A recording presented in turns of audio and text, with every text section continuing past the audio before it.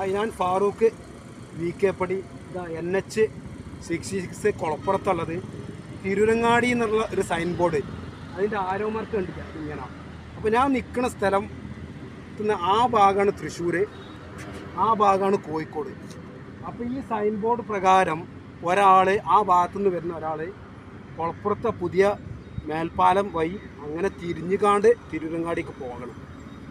ഇതങ്ങനെ ഈ തൊട്ടടുത്തൊരു കുളപ്പുറം എന്നുള്ള ഒരു ബോർഡുണ്ട്, തൊട്ടടുത്ത് തന്നെ. ആ ബോർഡിൻ്റെ അവിടുന്ന് 2 കിലോമീറ്റർ ഒന്ന് ആക്സിഡൻറ്റ് ഒന്ന് കൊടുത്തൊന്ന് 2 മിനിറ്റിൻ്റെ ഉള്ളിൽ എത്തേണ്ട സ്ഥലമാണ് തിരുരങ്ങാടി.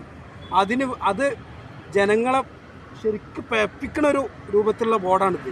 അപ്പോൾ ഇതാരാണ് ഇത് ഉപയോഗപ്പെടുത്തുന്നത്? തൃശ്ശൂർ ഭാഗത്തുനിന്ന് വായി പേച്ച് വന്നവർ, അല്ലെങ്കിൽ മലപ്പുറം ഭാഗത്തുനിന്ന് തിരുരങ്ങാടിക്ക് പോകുന്ന ആളുകൾ, വായി തെറ്റി വന്ന ആളുകൾക്കാണ് ഈ ബോർഡിൻ്റെ എന്തെങ്കിലും ഉപകാരം ഉണ്ടാവുള്ളൂ.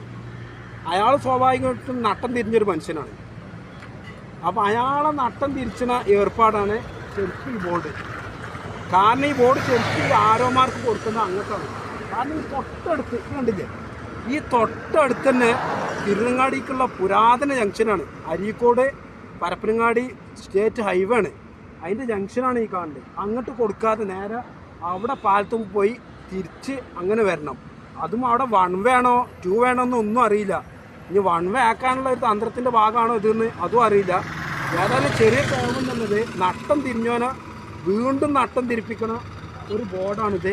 ഇത് ഈ ആരോമാർക്ക് മാറ്റിയാൽ മതി, വേറെ പ്രശ്നമൊന്നുമില്ല. അപ്പോൾ ഈ ആരോമാർക്ക് മാറ്റുമ്പോൾ കാലിക്കറ്റ് എയർപോർട്ടിൻ്റെ അതും അതിൻ്റെനുസരിച്ച് ചെയ്യേണ്ടി വരും, അത്രേ ഉള്ളൂ.